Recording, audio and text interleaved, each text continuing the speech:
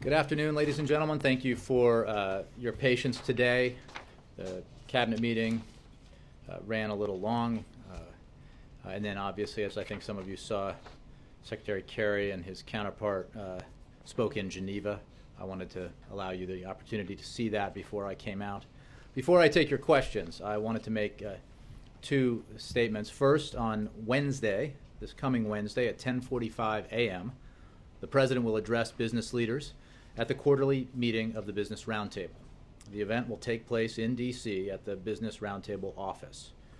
Secondly, if I may, I'd like to point you to a new report that was released today by the Department of Health and Human Services showing that 6.8 million consumers saved an estimated $1.2 billion on health insurance premiums in 2012 because of the part of the Affordable Care Act called rate review that brings sunlight and scrutiny to insurance premiums.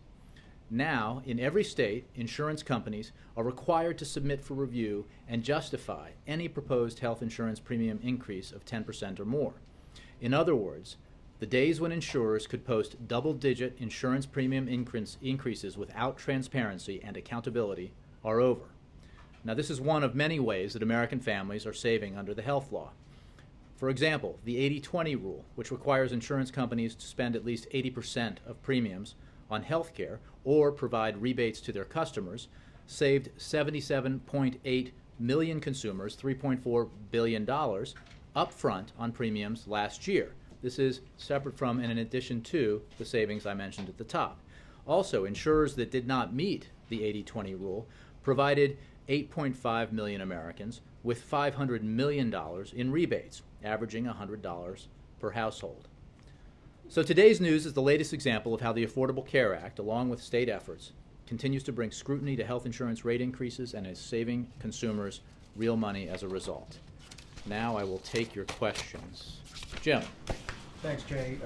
I wanted to ask you about two issues, one Syria and the other one on the budget. And on Syria, wondered what the President's reaction was to President Putin's op-ed piece in the New York Times today. The speaker called it insulting. I wondered what the President thought of it. Well, let me say this. Both in his op-ed and in the statements and actions that we've seen from President Putin and his foreign minister, it is clear that President Putin has invested his credibility in transferring Assad's chemical weapons to international control and ultimately destroying them. This is significant. Russia is Assad's patron and protector, and the world will note whether Russia can follow through on the commitments that it's made. As for the editorial, we're not surprised by President Putin's words, but the fact is that Russia offers a stark contrast that demonstrates why America is exceptional. Unlike Russia, the United States stands up for democratic values and human rights in our own country and around the world, and we believe that our global security is advanced when children cannot be gassed to death by a dictator.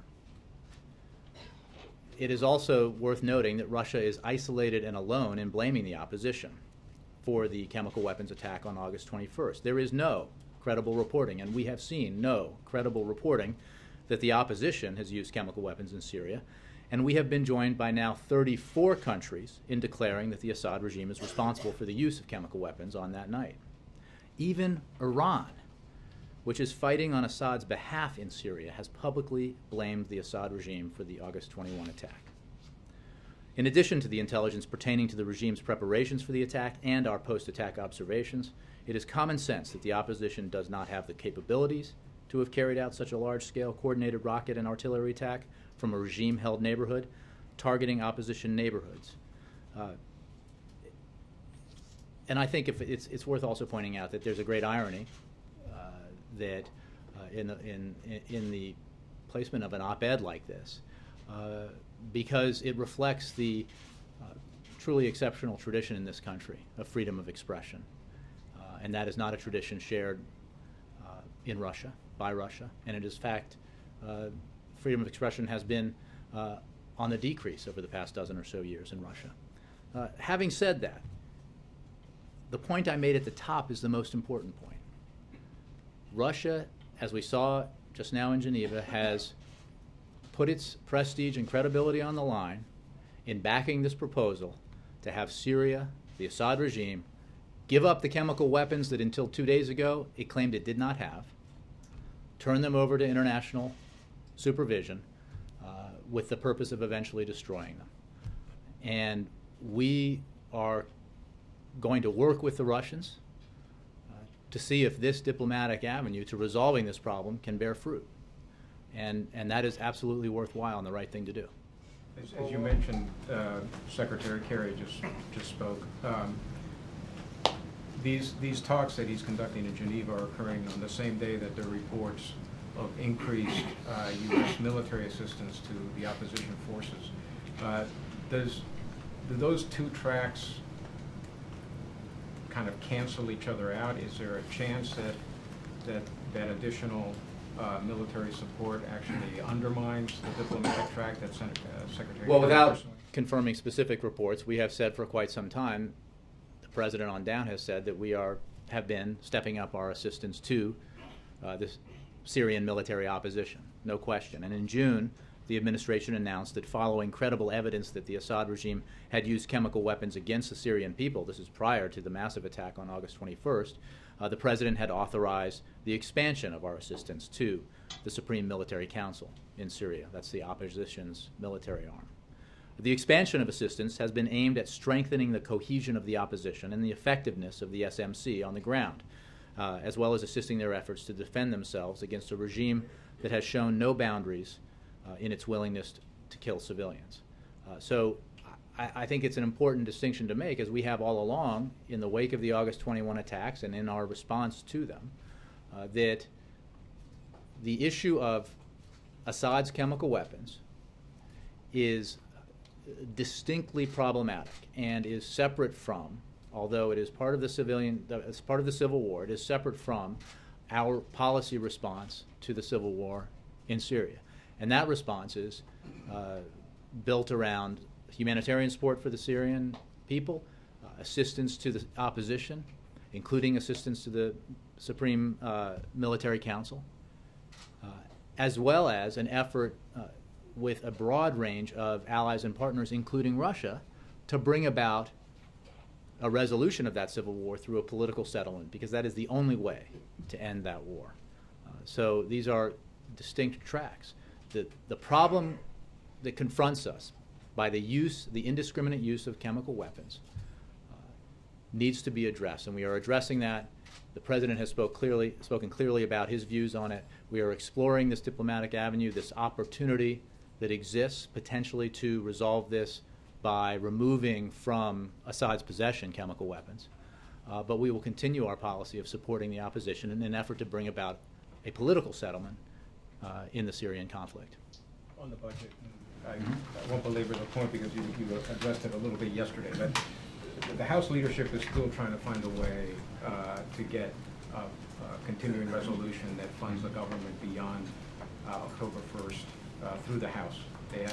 They wanted to do it yesterday and pulled the bill. And the Obamacare question aside, I'm wondering, does the White House support continuing spending levels at 2013 sequester levels? I think the number is something at the rate of $986 billion over the year. Is that a number that the White House is satisfied and would tell Democrats to accept if that's what the continuing resolution? Well, let me step back a little bit and explain our position on this. First of all, and this pertains to legislation that we haven't seen but is clearly under discussion, we will not accept anything that delays or defunds Obamacare.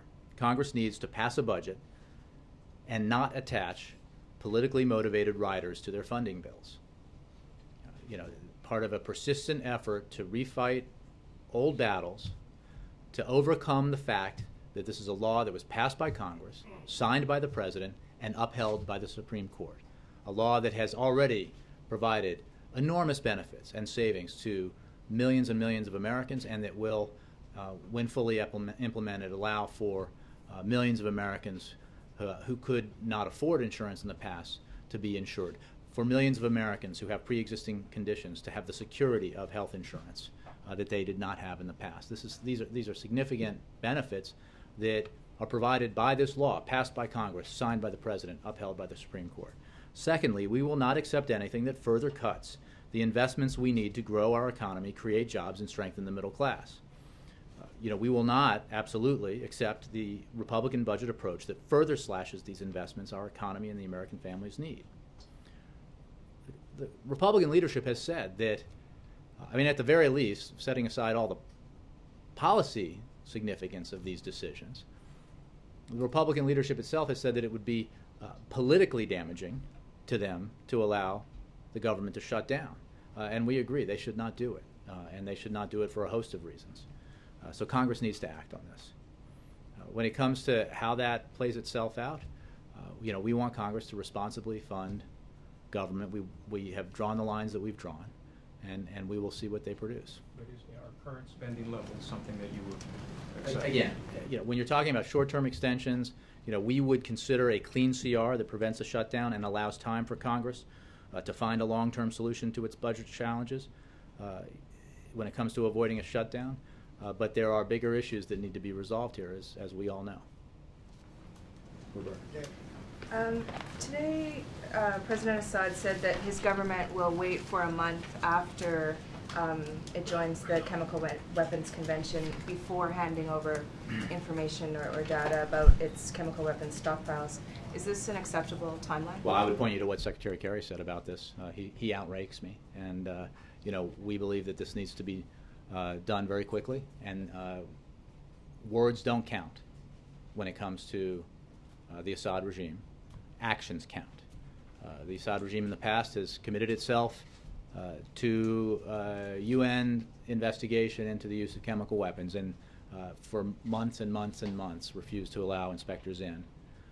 Even in the wake of the appalling August 21st attacks, having said that they would allow inspectors in, they waited 5 days before they let those inspectors in, and then shot up their convoy on the way in.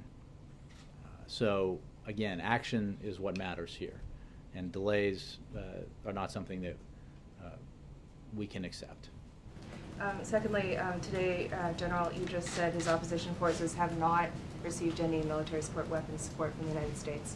And I know there have been reports that you don't want to confirm to the contrary, but can you help clear this up? So you want me to confirm the counter-contrary? But has the United States sent this support? Is it on its way? Here's what I can tell you. As I mentioned in answer to a previous question, in June the administration announced that following credible evidence that the Assad regime had used chemical weapons against the Syrian people, the President had authorized the expansion of our assistance to the Syrian Military Council.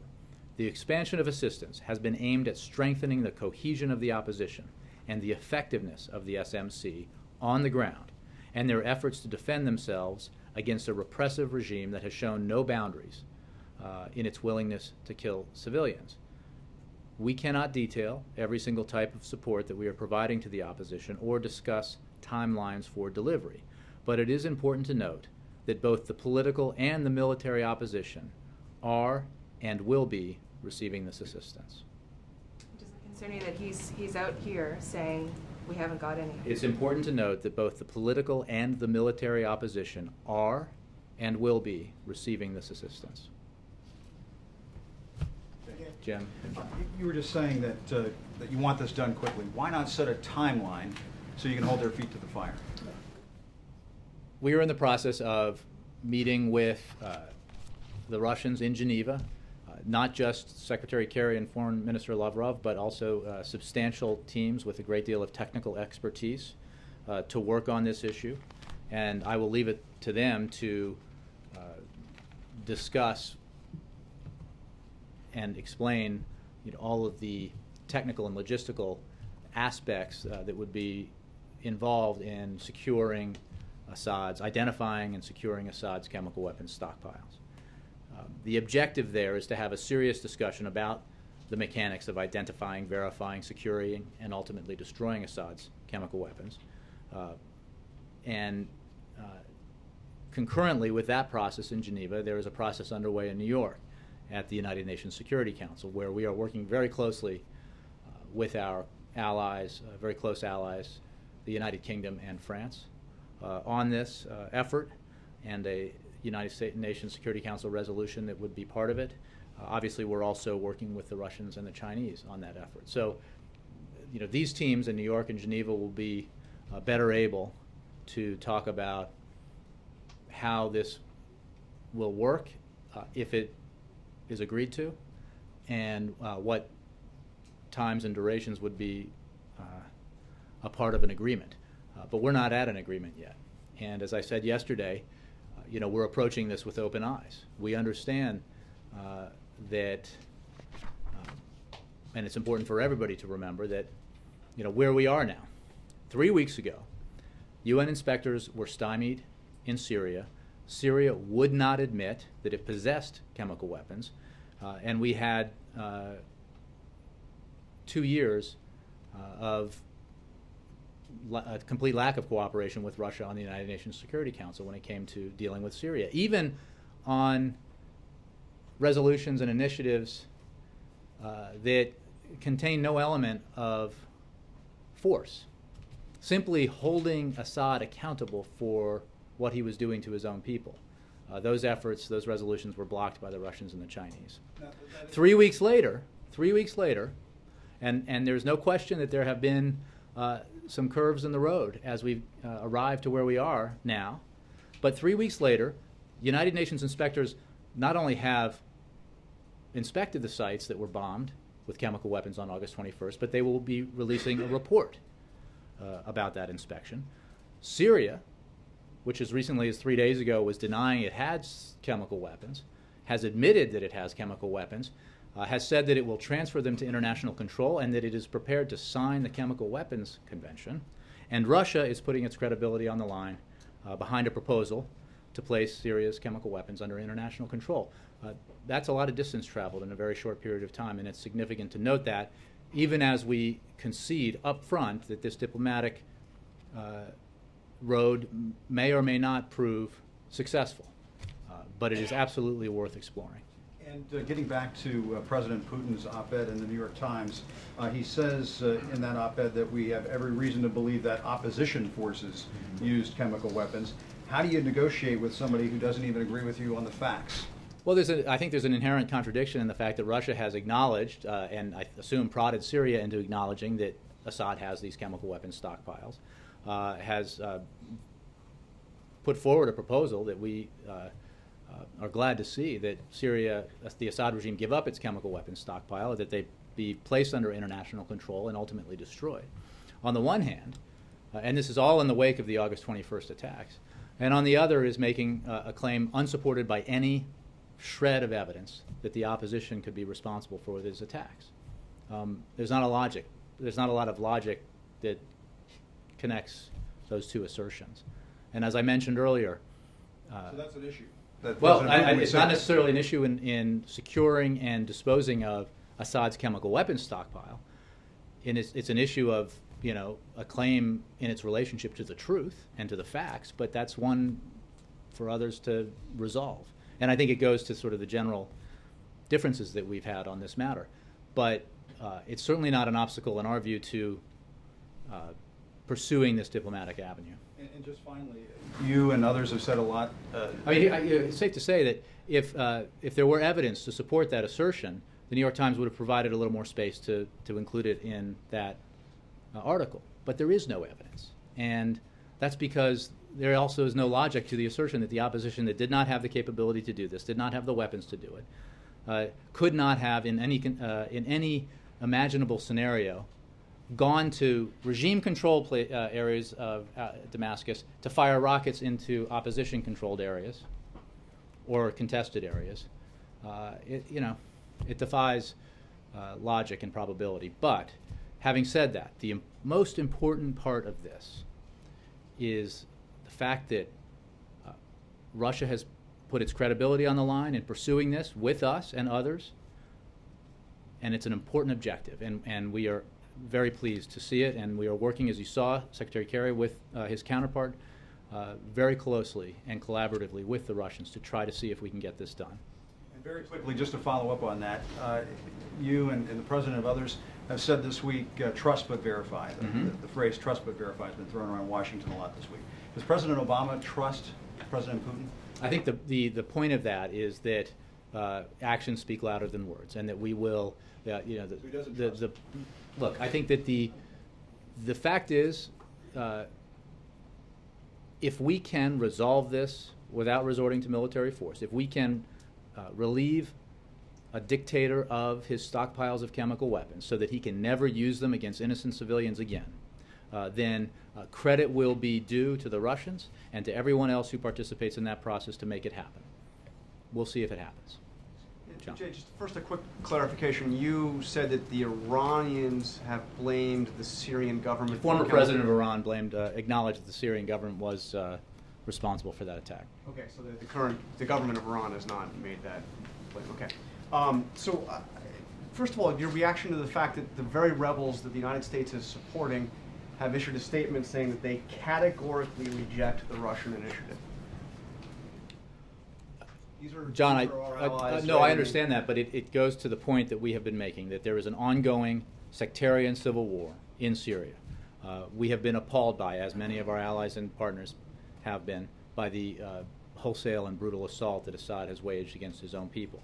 But the president has made clear that even as we step up assistance to the Syrian people and we step up direct assistance to the opposition's military council, that we are not putting boots on the ground, and we are not engaging militarily in an effort to take side to try to resolve someone else's civil war. But when it comes to chemical weapons, which pose a threat to the region and the world, including the United States, and the violation of a century-old prohibition against their use, we absolutely believe that we have to take action. But I'm asking you to directly respond to what the rebel groups that the United States is supporting, saying that the United States is essentially selling them out by going forward with this.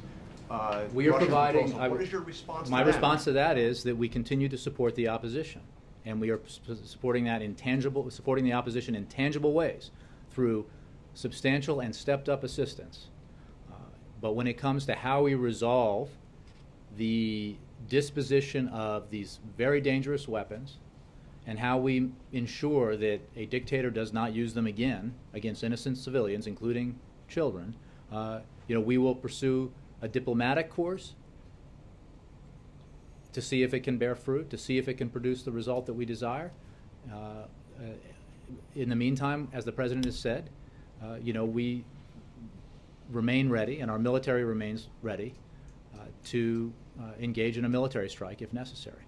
How can you expect the Russians to be operating in good faith on this when even this morning in the New York Times, Vladimir Putin is saying it was the rebels that used the chemical weapons? I just answered this, John. Well, not really. I didn't hear Sure. a direct answer to this. I said that what Russia has committed itself to and put its credibility and prestige on the line in doing so is the proposition that it supports and will help bring about the removal from Assad's control of a substantial stockpile of chemical weapons, the transference of that stockpile to international control for the ultimate destruction of that stockpile. That is a significant piece of business. It would represent a significant accomplishment by the international community and by Russia. So we will pursue that. We obviously disagree with the wholly unsupported assertion that the opposition could have or did commit this atrocity. But and we have a substantial body of facts to prove our point, and we have more than 30 countries that have already agreed to that proposition. And we have, obviously, I think there's not a member of Congress who disagrees with us on the basic facts, which is that the chemical weapons attack occurred and Assad was responsible. But can you explain how, if you have an agreement with Assad to turn over his weapons, and that starts to happen with the Russians under Russian supervision, do you still support rebel groups that are fighting to overthrow the government that you are working with to turn over their chemical weapons? How does that work? We will continue to support the opposition because even as you're working with the government to turn over their weapons, you're going to support. We are working to secure chemical weapons that need to be secured to prevent a dictator from using them again against his own people, and he has shown himself more than willing to do that. And just one last, is it still U.S. policy that Assad must go? It is still our policy and our view that Syria's future cannot have Assad in the picture. It's inconceivable given what he has done to his own people. But this is something that we have said all along needs to be decided in a political settlement. It is not something that will be decided militarily. Yeah. If you promise to come back, I defer to my colleagues behind you. Maybe Garrett gets some Credit there, Mara. I and just then have a April. quick question. Diplomats always choose their words carefully, and today Kerry said, should diplomacy fail, force might be necessary. Everything that the president has said up until now made it seem like if diplomacy fails, force will be necessary, and that's what he's trying to get Congress to authorize him to do.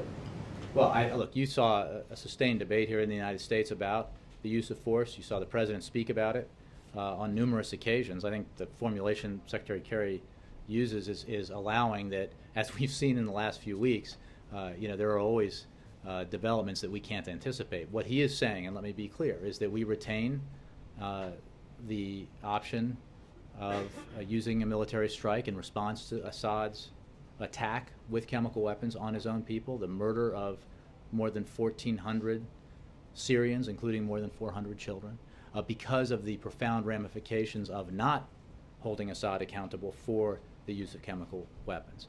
In the meantime, we are pursuing this potential diplomatic path to resolving this problem by seeing if we can prevent Assad from using chemical weapons again by relieving him of his chemical weapons without the use of force. So, Are you saying it's a hypothetical that if diplomacy fails, you don't know whether force is going to be necessary or not? well, again, Because he didn't say hypothetically. he said might, and I think that allows for a variety of things that could happen in the next days and weeks with regard to this matter. I think we have seen even this week that this situation is fairly fluid.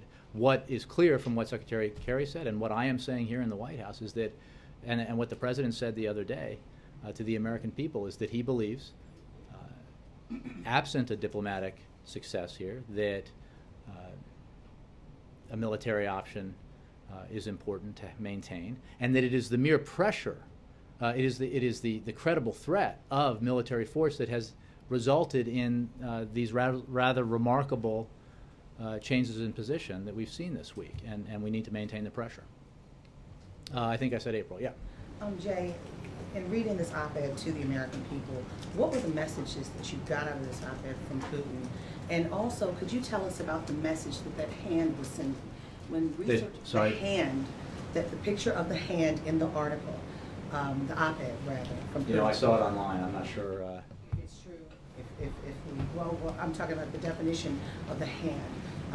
In looking up the hand on that article, it meant terrorism, and also it was a signal about World War I. So, I mean, I confess, April, I'm not sure what you're referring to because I only saw it. I just read the text, and our response is what I said, which is the single most important thing about it is the continued assertion by the president of Russia as well as his foreign minister that Russia believes and will support and pursue this effort to secure Assad's chemical weapons, place them under international supervision with the ultimate goal of seeing them destroyed. And that is a very important, significant development. Now, we have to work with the Russians as well as the United Nations Security Council to see if we can turn that proposition into reality. and lastly, Russia's not alone. China was there saying that they did not want to see this as well, a military strike from the U.S. on Syria. With that, what are the conversations that are taking place now with the United States and China as the Russian situation is public? What's going on, especially as the relationship with China is still complicated as well? I would say that you're absolutely right that when we have tried to bring this matter before the United Nations Security Council in the past, not just Russia, but China, have blocked those efforts that have been supported by a broad coalition of nations. But it is also the case that when it comes to Syria, Russia is certainly Syria's premier patron and protector.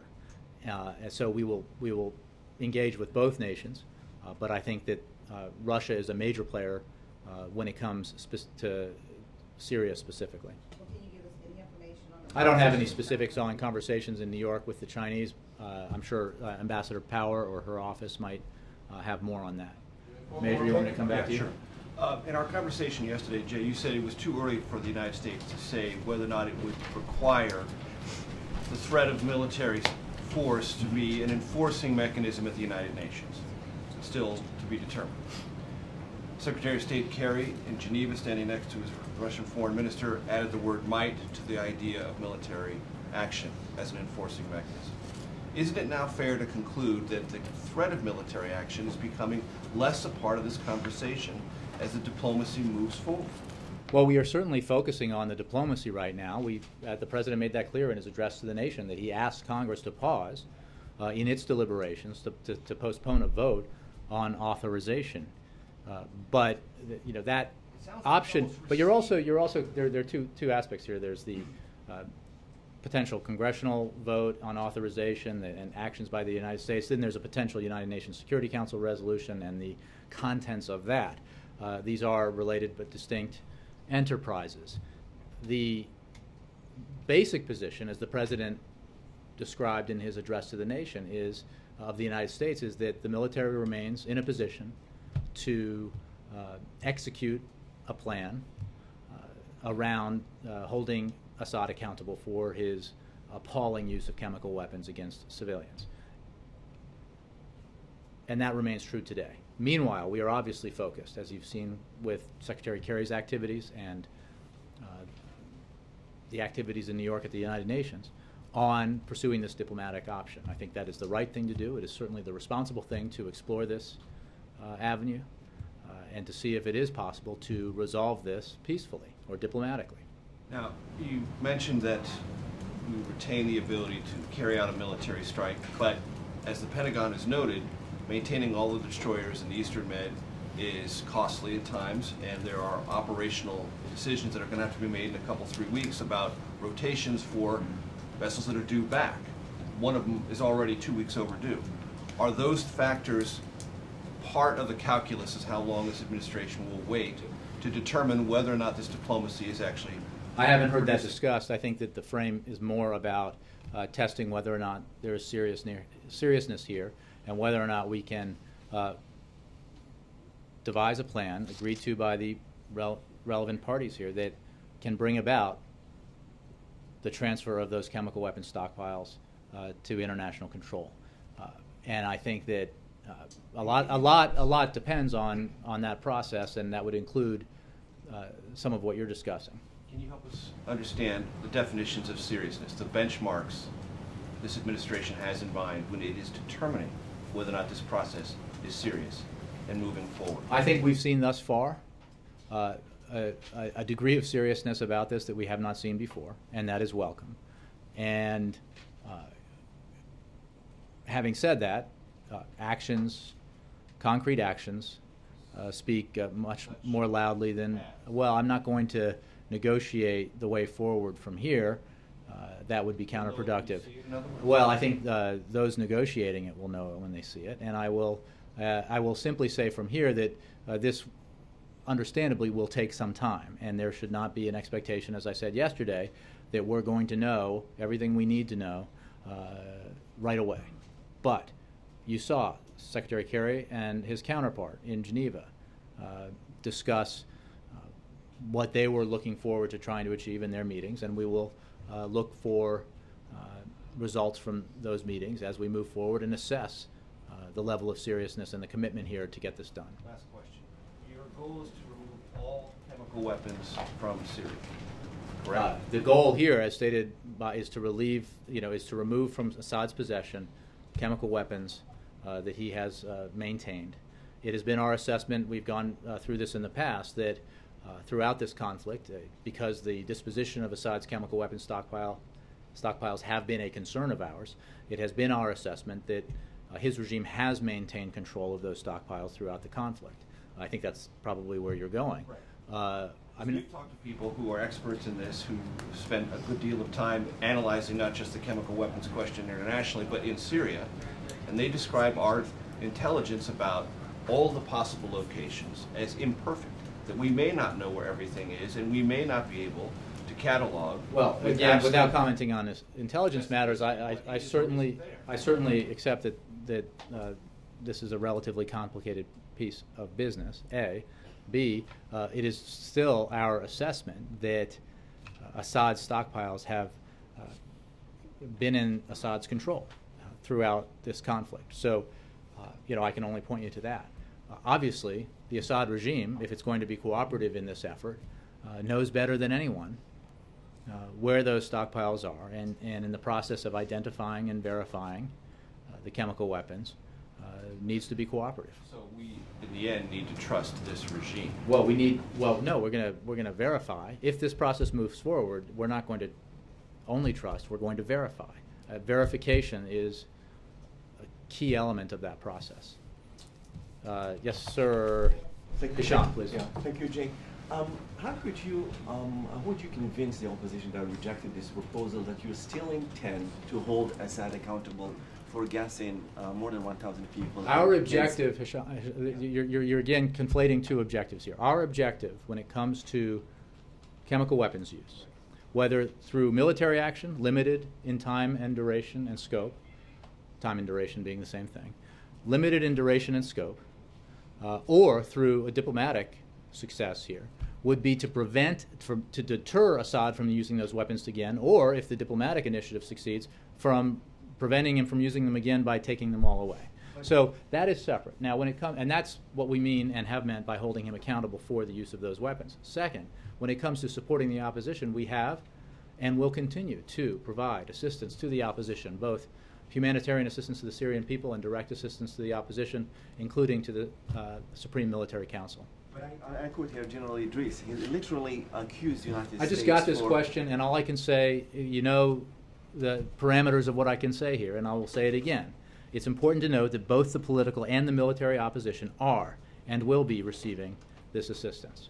He accused the United States for giving a pass to a criminal just for surrendering the weapon of the crime. Again, I've explained our policy on numerous occasions, so is the President. We are not sending American troops into Syria to fight somebody else's civil war. We are supporting the opposition. When it comes to the use and abuse of chemical weapons, the indiscriminate use of chemical weapons against civilians, it is incumbent upon the United States and other members of the international community and all the signatories of the Chemical Weapons Convention to hold accountable the regime that used them. And that's obviously something we've been engaged in. Last question. Would you also agree that the United States' prestige and credibility is also on the line, not only the Russians, by accepting this proposal? Well, I would agree that the United States, in part because it is an exceptional nation, is called upon to lead in circumstances like this. Often when it's unpopular, often when it's uncomfortable. And that is what this president and this country has been doing. And part of that is accepting that when circumstances change, as they did this week, and diplomatic avenues that have been closed reopen, that we explore them. Because resolving this peacefully would be a better alternative. Even as we approach this with a fair amount of skepticism and with wide open eyes. But there's no question that dealing with these issues is important, and it's not always easy, and it's not always popular either at home or abroad. Jay, a couple quick points. To clarify on the whole rebel question, you said earlier about this helping the Syrian opposition, that one of the things we're doing is helping with cohesion on the ground. Mm-hmm. So whose boots are on the ground helping them? If we're helping them on the ground. We don't have boots on the ground. We don't. So we're And, with other Jordanians or others? Or? For the fourth time in this press conference, I'm going to say that what I can say about the assistance we provide is that I cannot detail every single type of support, but that we are providing assistance to the opposition, and that it's important to note that both the political and the military opposition are and will be receiving this assistance. And that assistance has been stepped up at the President's direction in the wake of the initial findings of high confidence by the United States that the Assad regime had used chemical weapons against its own people. On the issue of trust with Putin, he's scheduled to meet, I think, on Friday with the new Iranian president, and there are reports that Putin is offering to sell 5 ground-to-air missile systems to the Iranians, and also is offering to build a second reactor at their nuclear plant. Does this raise any alarm at the White House? I haven't seen those reports. Obviously, we continue to be focused on and engaged in the effort to have Iran forsake its nuclear weapons program. We hope that there's an opportunity for progress in that effort. But it remains the case that Iran has flouted its obligations under a variety of UN Security Council resolutions, and we are going to work with our partners to help ensure that Iran does not develop a nuclear weapon. Last one. Can you react to Republican Senator Bob Corker? Even though he's a Republican, he has worked with the president on a grand bargain, sat down for dinner with him, as I recall, has said positive things earlier in this Syria debate, and then yesterday told CNN that he's disappointed in how the president has approached Syria, and at one point said he doesn't think the president's comfortable as commander-in-chief. How do you respond? I'm not going to respond specifically to any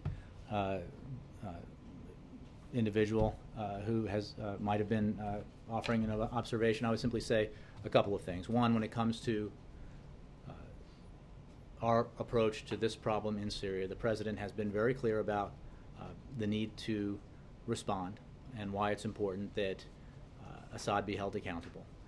It is somewhat ironic when some members of Congress are critical after having asked for the president to ask Congress for authorization to then be critical of that effort, which, as I think everyone here reported, has involved an enormous amount of outreach, an enormous amount of information provided, both classified and unclassified, to members, as well as a very public effort to inform and educate the American people.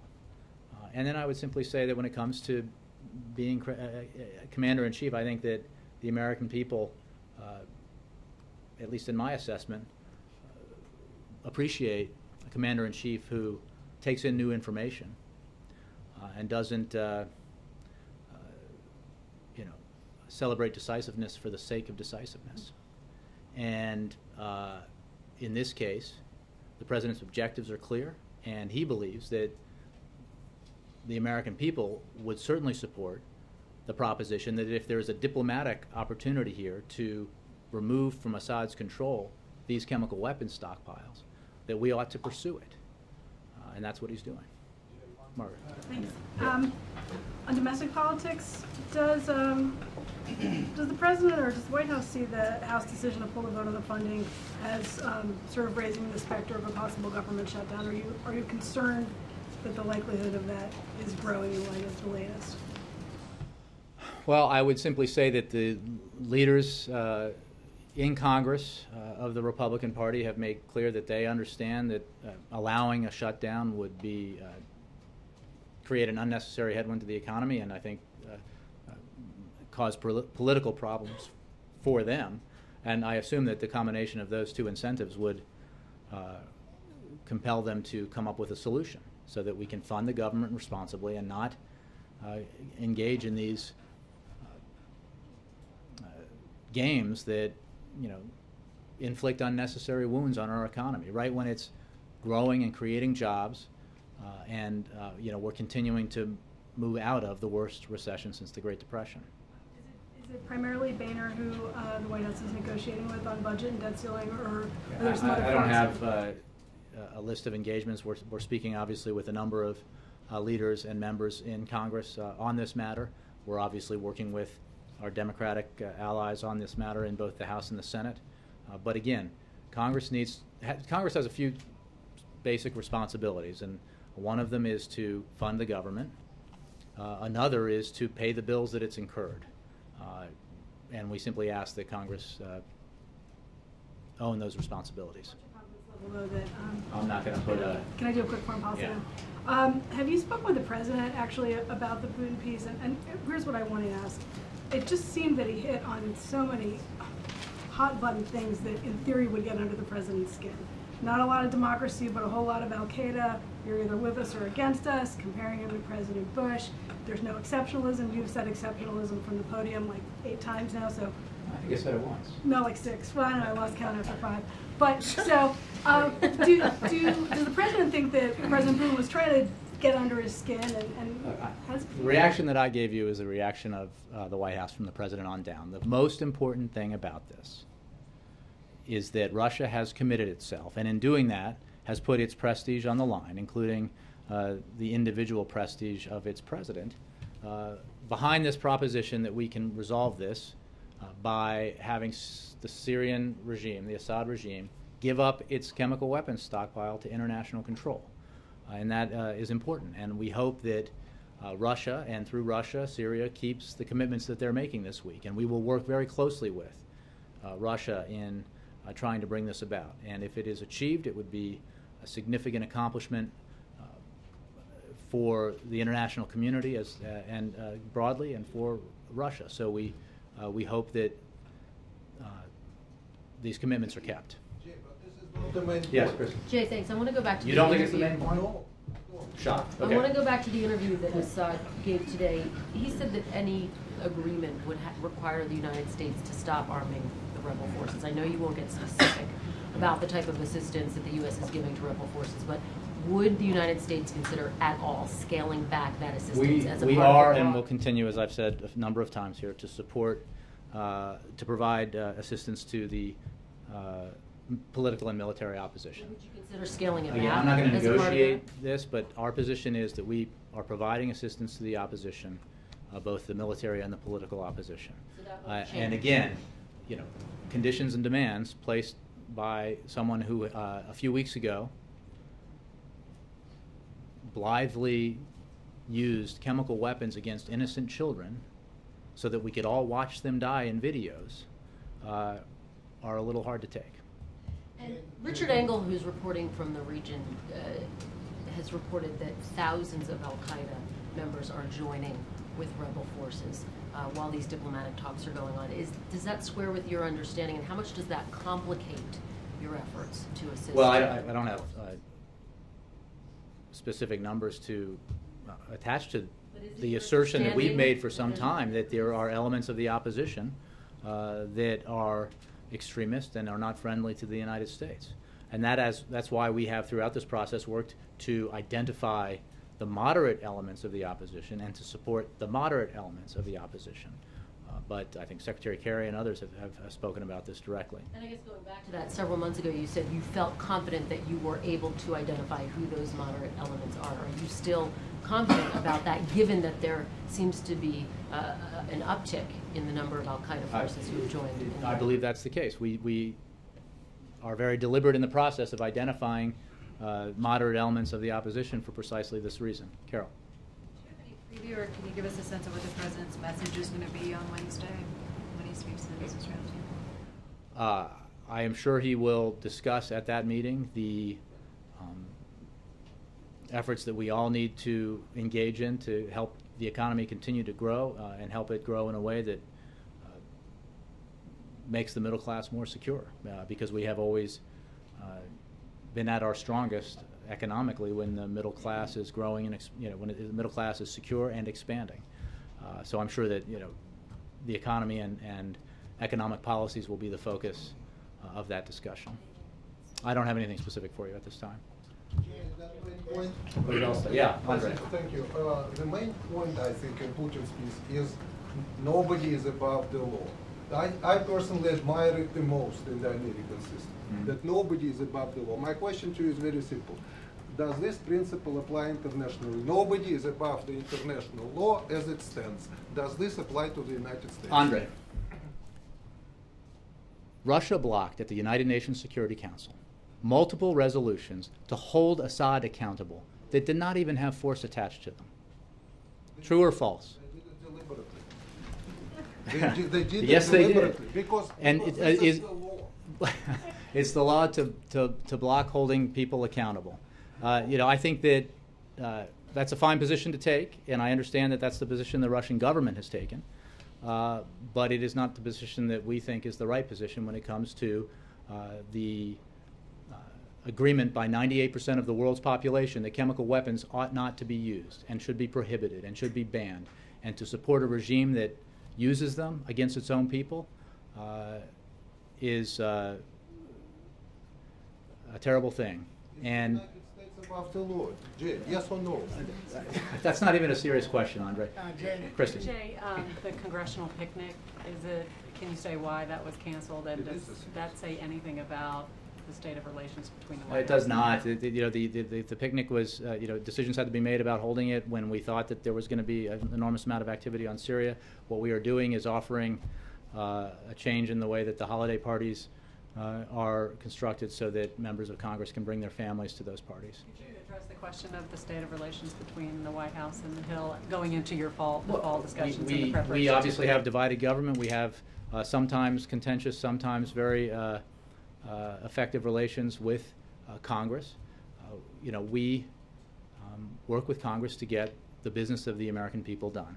And whether it's shutting down the government or engaging in ideological battles like threatening to default over defunding Obamacare, these are not constructive approaches to getting the business of the American people done.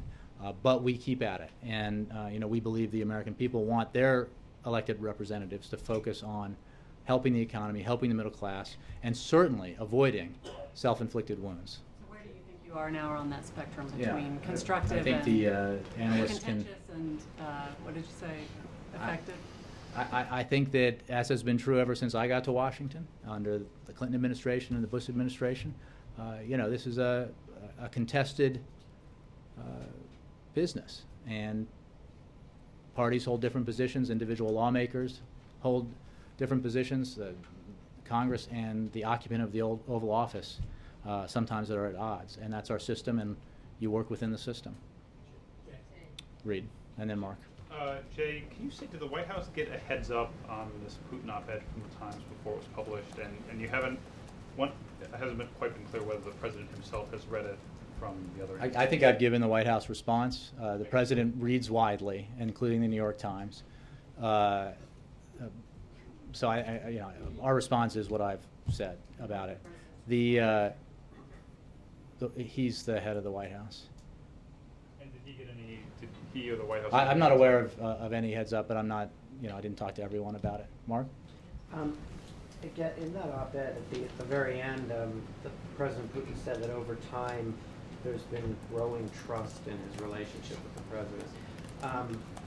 A month ago, the White House canceled a visit to Moscow on the rationale that there wasn't much worth talking about with the president on a whole range of issues, not just Syria. Would President Obama share that characterization? I think what President Obama would say is that his conversations, even when we have not been able to see eye to eye with President Putin, have always been direct and constructive. And with each president making his views clear. And that was the case in St. Petersburg. And as we've noted, one of the topics of the conversation that the two presidents had in St. Petersburg was the possibility of pursuing a diplomatic initiative to take away from Assad his chemical weapons. Now, it's certainly the case that this is a conversation that had been engaged in periodically, both at the presidential level and the foreign minister level over the last many months, without action. And it was a new and welcome development to see a public initiative to see if this could be achieved, and that is a good thing. And look, our approach, and this is why I think I and others have tried to answer questions about the state of the reset this way, is that the whole point of the reset was to explore opportunities to advance each country's interests in our conversations with the Russian, even as we acknowledge that we would not agree on everything. And even during the early period of the so-called reset, there were areas of serious disagreement, including on missile defense. But we were able to accomplish a number of things that were in the interest of the United States and our national security, and in the interests of Russia. And I think that's why Russia pursued the reset. Now, it's also, as the President said, the case that we have run into a wall in our efforts to reach agreement with the Russians on other areas, like Syria, like some other things, some economic things. But even in that circumstance, the fact is, on some of these other issues where we have found agreement with the Russians, we've continued to work with them. And it's important to acknowledge that. It is not a, the relationship is not, all hot or all cold. It's one where we agree on some issues and make progress and disagree on some others. And hopefully, where we have seen enormous disagreement on Syria, we have now found potentially an avenue of agreement where success, if it comes, and we're certainly a long way from that at this point, if it comes, that would represent a real breakthrough. Do you think canceling the Moscow stop got his attention? You'd have to ask the Russians. Thanks, Jay. Mike. Thank you, Jay. Last one. I've got one question, but it has two parts. That's fair. Thanks for the forewarning. Here you go. The first part being, on Syria, who's in the driver's seat now, diplomatically, Russia or the United States? We're working directly with Russia. John Kerry is with his Russian counterpart. We're working in New York with all members of the United Nations Security Council, including the other 4 permanent members, one of which is Russia. And because Assad and the Syrian regime has been a patron of Russia, protected by Russia, obviously Russia plays a huge role in bringing about this change in Syria's handling of its chemical weapons, and its, even its admittance that it has chemical weapons, and that means, that is very significant. Moving this forward requires the joint effort of the United States and Russia, and the consensus effort of nations on the United Nations Security Council. So this is, it's not one nation, it's many, but there's no question that the United States and Russia are, key players. And then, just to allow me to play devil's advocate here, has the United States, by accepting Putin's gambit here, put him in the arguably ironic position of claiming to be the peacemaker in this, which, if his op-ed is any indication, would be what he apparently believes? Here's what I would say, and we're a long way from there, and I do not, through this briefing or any other, want to convey anything but a sober assessment of the potential for success, because we are understandably skeptical. But if we were to see a situation unfold where Assad were to give up his chemical weapons, all of them, to international supervision, that would be an enormous accomplishment. And it would represent a wholesale change from where Syria and Russia were as recently as 3 weeks ago. And I think that would be due significantly to the decisions made by the Russian leadership, but also the decisions made by the United States, by the President, to take the approach that he has taken in response to the horrifying use of chemical weapons by the Assad regime on its own people. Thank you all very much. Thanks, Jay. Thank you.